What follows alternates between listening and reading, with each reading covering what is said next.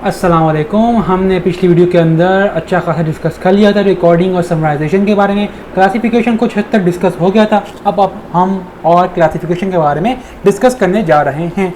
तो आ जाइए। मैंने आप लोगों को बताया था एक कागज़ का पर्रा होगा, उस कागज़ के पर्रे पे सही है हमने कैश लिख दिया होगा, कैश लिख दिया होगा, सही है। इधर उस कागज़ के ऊपर मैंने हेडिंग डाल के एसेट लिखा होगा और एसेट की हेडिंग मैंने डाली होगी, सही है। सर आपने ऐसा क्यों किया? सर आपने ऐसा क्यों किया? देखिए भाई, रिसोर्सेज का जिन चीज़ों पे कंट्रोल होता है, सही है, वो हम उसे कहते हैं एसेट। एसेट वो चीज़ें हैं जिनसे आपको बेनिफिट एक्सपेक्टेड हो। मोस्टली वो आइटम्स होते हैं जिनसे आपको क्या एक्सपेक्टेड हो? बेनिफिट। यानी जिस चीज़ से आपको जब बेनिफिट एक्सपेक्ट ही नहीं है तो फिर वो एसेट भी नहीं हो सकता। जिस चीज़ पे आपको कंट्रोल ही नहीं है वो भी एसेट नहीं हो सकता। तो यानी कुछ चीज़ें, एसेट को हम उर्दू में क्या कहते हैं? असासे, सही है। तो लिहाजा जिन असासों पे आपका कंट्रोल है वो तो एसेट है, और इस केस में एसेट कौन था? इस केस में एसेट था कैश। तो लिहाजा मैंने एक कॉलम बनाना होता है और इस कॉलम में एक जगह मुझे लिखना पड़ता है कि एसेट मेरे पास क्या क्या है, सही है। फिर दूसरे साइड पे मुझे कुछ लिखना होता है, दूसरे साइड पे मुझे लिखना होता है लायबिलिटी। सर क्या कह रहे हैं? सर ये लायबिलिटी कौन है? सर ये कहाँ से आ गई? सर हमने तो उसको पढ़ा ही नहीं है अभी।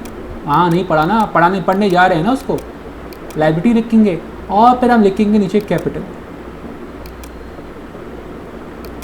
सर ज़रा लायबिलिटी को एक्सप्लेन तो करें सर। सर ज़रा लायबिलिटी को एक्सप्लेन तो करें। करते हैं।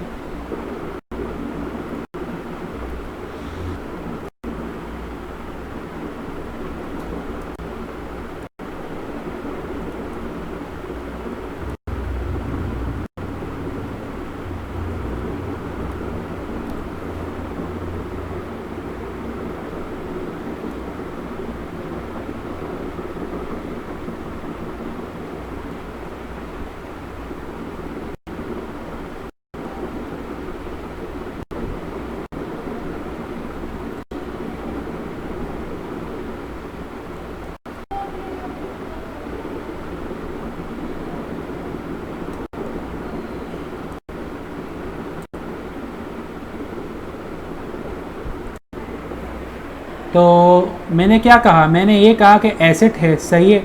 अगर ये एसेट है, सही, तो यहाँ पे नीचे कैश लिखा हुआ होगा। हम क्या कर रहे हैं? हम क्लासिफिकेशन के फेस में चल रहे हैं, सही है। यहाँ पे नीचे कैश लिखा होगा। अच्छा यार, ज़रूरी तो नहीं कि उसने सारा दूध जो बेचा है वो बगैर किसी कर्ज के बेचा हो। ज़रूरी तो नहीं है ना। क्या पता शुरू में जब कारोबार स्टार्ट हुआ था तो उसको दूध बेचने के लिए चंद पैसे की ज़रूरत पड़ी थी और उसने वो पैसा किसी अपने दोस्त से लेके अपना कारोबार स्टार्ट किया हो, सही।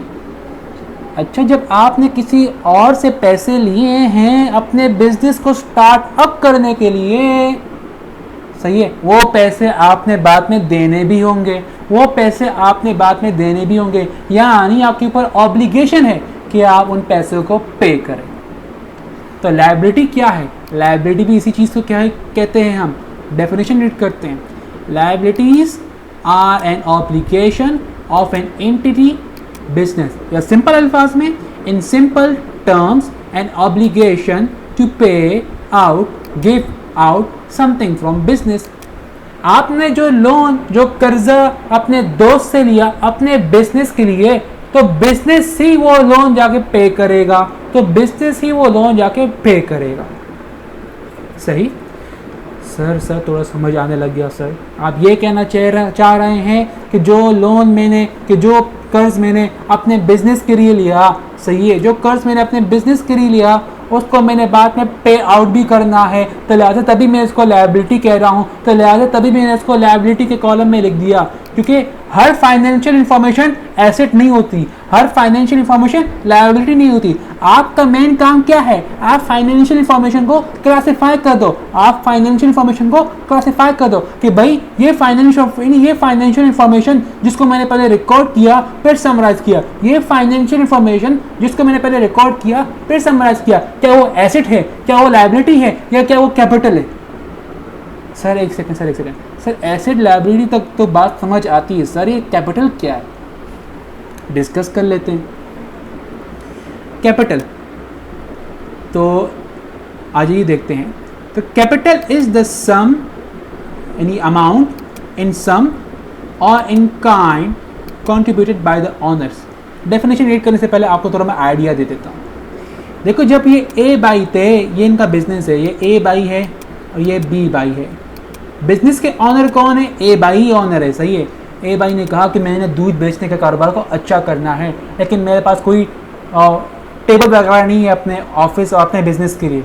मेरे पास अपने बिजनेस के लिए कोई टेबल वगैरह नहीं है जहाँ पे बैठ के बी बाई आराम से अकाउंटिंग करे, रिकॉर्डिंग करे, समराइजेशन करे, क्लासिफिकेशन करे। तो ए बाई ने अपने घर का एक टेबल लिया और उसको जाके बिजनेस में रखवा दिया। अपने घर का टेबल लिया और जाके बिजनेस में रखवा दिया। जैसी ए बाई ने एक अपने घर का एक पर्सनल एसेट, जो कि उसके घर का एसेट था, पर्सनल एसेट, सही है, कुछ आइडिया हो रहा होगा, क्लियर हो रहे होंगे आपको। तो ए बाई ने क्या किया, अपने घर का जो पर्सनल एसेट था उसको उठाया और जाके बिजनेस में डाल दिया।